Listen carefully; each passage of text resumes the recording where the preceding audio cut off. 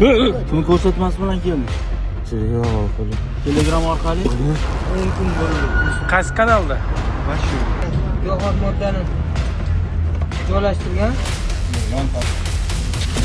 Ichki ishlar vazirligi tezkor qidiruv departamenti xodimlari tomonidan olingan tezkor ma'lumotga asosan Rossiya Federatsiyasidan yurtimizga transmilliy jinoiy uyushma a'zolari tomonidan sintetik giyohvandlik vositalari kontrabanda yo'li bilan olib o'tilishi rejalashtirilgani ma'lum bo'ldi. Ichki ishlar vazirligi tezkor qidiruv departamenti va uning hududiy bo'linmalari, shuningdek Davlat xavfsizlik xizmati, bojxona tezkor xodimlari tomonidan o'tkazilgan xalqaro nazorat ostida yetkazib berish tezkor qidiruv tadbiri natijasida voyaga yetmagan 2009-yilda tug'ilgan o'rta ta'lim maktabi o'quvchisi internet narkodo'konda omborchi vazifasini bajarib kelgan. U Rossiyadan kontrabanda yo'li bilan olib o'tilgan giyohvandlik vositalarini Yandex xizmati orqali qabul qilib olib, harakatlanib ketayotgan vaqtda Toshkent shahar Chilonzor tumanida tezkor tadbir ishtirokchilari tomonidan qo'lga olindi va unga tegishli arra uskunasining ichida yashirilgan 180 gram alfa PVP sintetik giyohvandlik vositalari ashyoviy dalillar sifatida rasmiylashtirib olindi.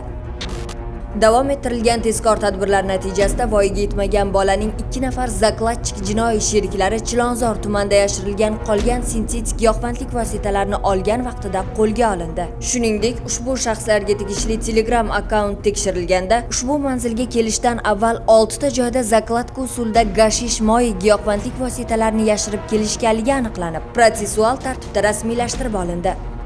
Nazorat ostida yetkazib berish tezkor qidiruv tadbirida ularning qolgan sheriklari ham qo'lga olindi. 1992-yilda tug'ilgan internet narkodo'konda omborchi vazifasini bajaruvchi bu shaxs kontrabanda yo'li bilan olib o'tilgan giyohvandlik vositalarini Yandex xizmati orqali qabul qilib, o'zining yashash xonadoniga olib borgan vaqtda tezkor xodimlar tomonidan qo'lga olindi. Unga tegishli perforator uskunasining ichida bo'lgan 500 gram alfa PVP hamda yana alohida xonadonda yashirib qo'yilgan 50 gram alfa PVP sintetik giyohvandlik vositalari ashyoviy dalillar sifatida rasmiylashtirib olindi. Olib borilgan navbatdagi tezkor qidiruv tadbiri Yunusobod tumanida davom ettirilib, uning jinoiy sherigi ham qo'lga olindi. 1999-yilda tug'ilgan, Muqaddam Jinoyat kodeksining 169-moddasi 3-qismi bilan sudlangan Telegramdagi narkodo'konda omborchi vazifasini bajaruvchi fuqaro kuratori tomonidan tashlab berilgan manzildan 500 gram alfa PVP sintetik giyohvandlik vositalarini olgan vaqtda tezkor tadbir ishtirokchilari tomonidan qo'lga olindi.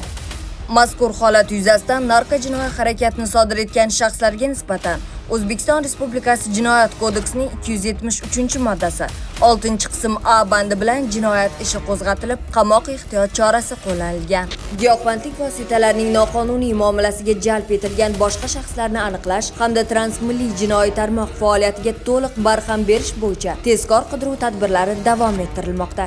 Agarda siz ham shubhali faoliyat yoki shaxslar haqida ma'lumotga ega bo'lsangiz, Stop Narkobot Telegram kanaliga yoki ekranda ko'rsatilgan ishonch telefon raqamlariga xabar berishingizni so'rab qolamiz.